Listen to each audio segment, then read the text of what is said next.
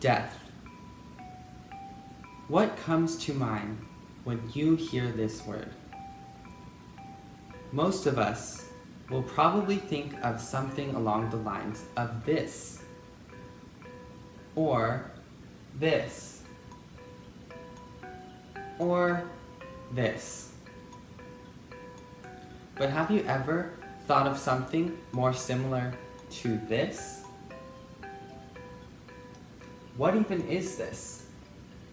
This here is an effigy called a tata involved in the funeral culture of Taraja. I want to share with you today an immensely different culture from ours, whose funeral rituals are regarded as some of the most famous in the world for being some of the most complex funeral rituals in the world. So let's first look at an overview of Tarajan culture. Taraja is a region of Indonesia which was mainly isolated in its mountainous landscape until Dutch missionaries came along in 1906 and converted a lot of the region to Christianity. Even though this conversion happens, the Tarajan people maintained their death rituals and preserved their tradition. Let's say a Tarajan person dies. If they were in America, that person would quickly be buried and possibly cremated. And many American families would have to borrow money, take out loans to provide a quick, unexpected funeral. But in Taraja, the family will continue saving money for the funeral while still living with the corpse. The Tarajans do not believe that this person is dead. Rather, she is said to be in the makula, sick phase. And they also believe that their soul does not leave until after the 11th day of the funeral ritual. The family takes care of the corpse symbolically, providing a room of the home and regularly providing meals and changing clothes.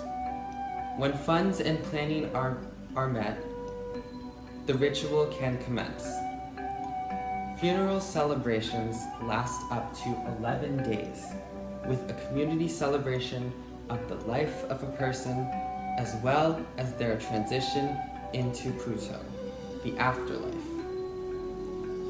Offerings of water buffalo or pigs are slaughtered in the fields, and their horns are placed on the deceased person's family home.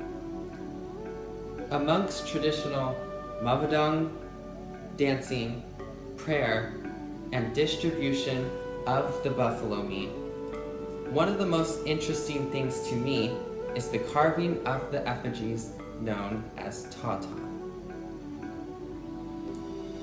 Tata are carved to resemble the features of an individual, and they're pretty life-sized. They're placed on the cliffs by the cliff-dug tombs.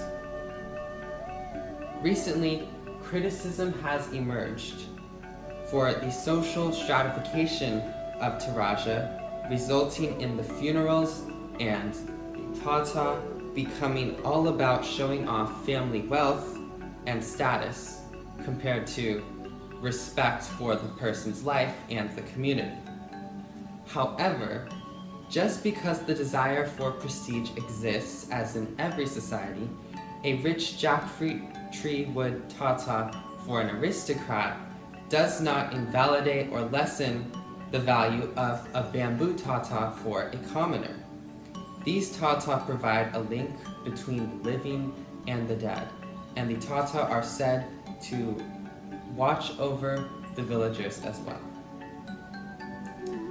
I believe that Tarajan embracement of death should be accepted by the West because it is a fully natural phenomenon.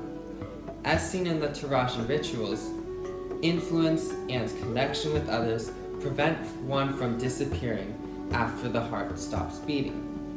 Crazy or not, these Tarajan rituals demonstrate the sense of community and also global diversity of culture and culture regarding death, one which for us Americans may be subject to evolution.